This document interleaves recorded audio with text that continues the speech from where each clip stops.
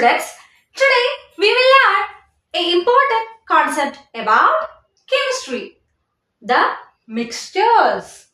A mixture is a material made up of two or more different chemical substances and they can be separated by only physical methods. Example, salt and water and air. ഇനി മിശ്രിതങ്ങൾ അതെന്താണെന്ന് പറയാം. ഖരമോ ദ്രാവകമോ വാതകമോ ആയ രണ്ട് ഘടക പദാർത്ഥങ്ങൾ കൂടി ചേർന്ന് ഉണ്ടാകുന്നവയാണ് മിശ്രിതങ്ങൾ.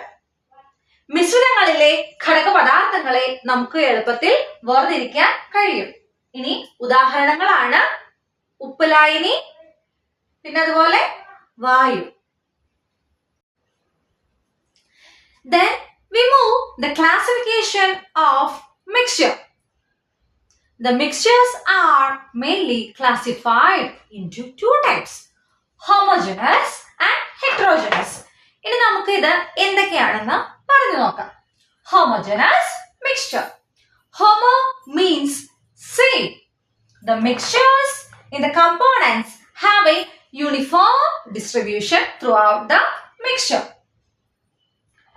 Sugar and water, alcohol and water are some examples about homogeneous mixture. ഇനി homogeneous mixture എന്താണ് സിമ്പിൾ ആയിട്ട് നമുക്ക് പറഞ്ഞു നോക്കിയാലോ. Homo means same എന്ന് പറഞ്ഞല്ലേ. അപ്പോ homo ഏകാത്മക മിശ്രിതങ്ങൾ. ഏകം എന്നാൽ ഒന്ന്, ഒരുപോലെ ഉള്ളത് എന്ന് അർത്ഥം. അപ്പോൾ രണ്ട് സംയുക്തങ്ങളെ മിശ്രണം ചെയ്യുമ്പോൾ പരസ്പരം ഒരേപോലെ സംയോജിച്ച് പോകുന്ന അത്തരം മിശ്രിതങ്ങളെ ഏകാത്മക മിശ്രിതങ്ങൾ എന്ന് പറയാം. ഇവയെ നമുക്ക് സംയോജിപ്പിച്ച് കഴിഞ്ഞ് കഴിയുമ്പോൾ പെട്ടെന്ന് വേർതിരിക്കാൻ കഴിയില്ല.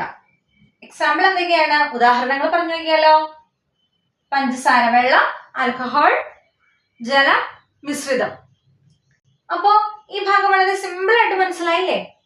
ഇനി അടുത്തത് ഹെറ്ററോജനസ് മിക്സ്ചേഴ്സ്, ഭിന്നാത്മക മിശ്രിതങ്ങൾ. Hetero means different. Then we move the definition of heterogeneous mixtures. The components of a mixture have not uniformly combined. മിശ്രിതങ്ങളിലെ ഘടക പദാർത്ഥങ്ങൾ പരസ്പരം പരിപൂർണമായി സംയോജിക്കുന്നില്ല, പരസ്പരം പരിപൂർണമായി ലയിക്കുന്നില്ല. ഇത്തരത്തിലുള്ള മിശ്രിതങ്ങളെയാണ് ഭിന്നാത്മക മിശ്രിതങ്ങൾ എന്ന് പറയുന്നത്. ഉദാഹരണങ്ങൾ പറഞ്ഞു നോക്കിയാലോ. എന്തൊക്കെയാണ്? Air, water and sand, oil and water. അപ്പൊ മൂന്ന് ഉദാഹരണങ്ങൾ പറഞ്ഞു. എന്തൊക്കെയാണ്?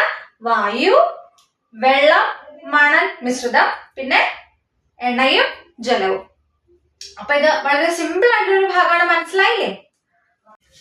Then the important concept about mixtures, the characteristics of mixtures, മിശ്രിതങ്ങളുടെ സവിശേഷതകൾ.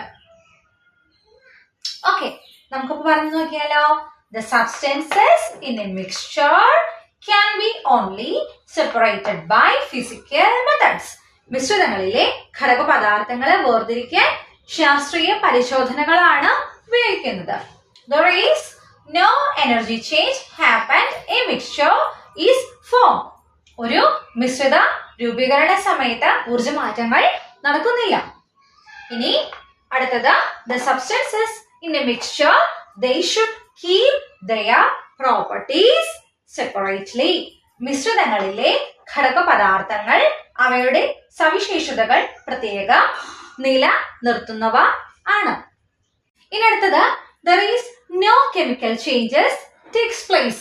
ഇവിടെ രാസമാറ്റങ്ങൾ ഉണ്ടാകുന്നില്ല. It can be broken down only physical methods. ഇവയെ ശാസ്ത്രീയ പരിശോധനകളാൽ മാത്രമേ വേർതിരിക്കാനാകൂ. Boiling point and melting point of a mixture is not constant.